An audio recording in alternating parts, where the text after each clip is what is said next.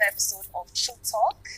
Yes, and we have a very, very special guest in our midst. Yes. He's a minister of the gospel, he's a pastor, he's husband to one wife. We have Pastor Femi Lazarus in our midst. Yes. We believe that today is going to be very powerful and very, very insightful. So before we go into the topic again, we would like our guest to just talk about himself and also how the audience can connect with you, whether your social media handles, Instagram, email. Okay.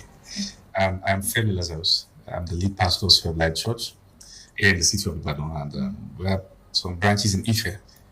To connect via Facebook, Femi Lazarus. Yeah. And on Instagram, Femi Lazarus 1. And on YouTube, Femi Lazarus Ministries. Okay. Thank you. Thank you very much for that. Thank you, sir.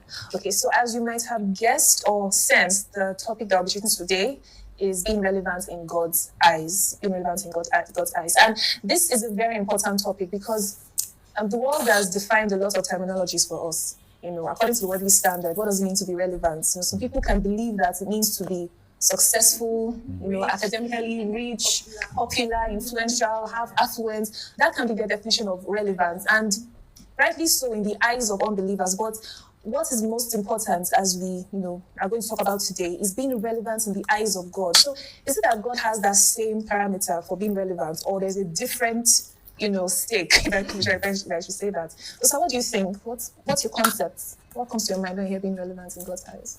I'd like to give an illustration. Let's assume I'm very thirsty and I need to drink water. And at that moment, I have a microphone in front of me.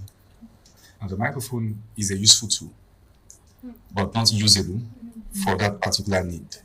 So we cannot describe the microphone as relevant in that moment. So to be relevant is to meet a need, all right, in the sight of God, to meet a need that is in the heart of God.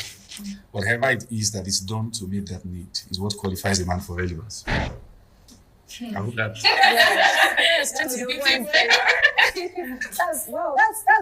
That's very straight to the point and expository. So which means that God has needs. So whoever fills in the gap of that need is who is relevant to him. And it's possible for someone to be doing all he can, to be doing everything that he feels is God's needs, but God is like, So before I even go further, what do you think?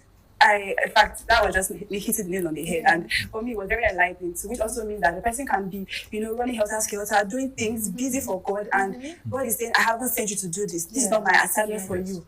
In fact, people might, be praising you and applauding you and saying you're doing amazing. But God is saying, this is not the need I want you to meet. I have another servant who maybe have assigned to do this. So it's very important for us to tarry in God's presence and receive from Him what He has us to do. Yes, actually, you saying that also makes me remember when they say God does not provide grace for where He hasn't sent you. So if He hasn't sent you where you are operating, that means He's not seeing what you're doing as being relevant. So you have to be in line and in tune with what God wants you to do. Yes, thank you so much for that. Which means there is one thing to know what God wants, to know His needs that He has ascribed to you, and there's another thing to actually carry it out.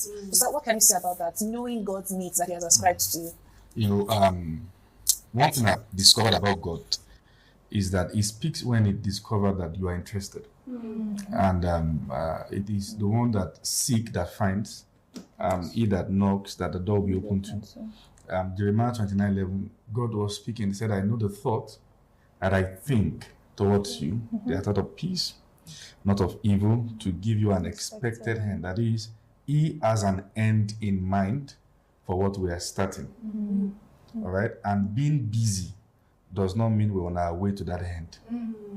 Because sometimes the mistake we make is that we try to equate being busy or being everywhere for relevance. And I tell people it matters who tells you you are doing fine.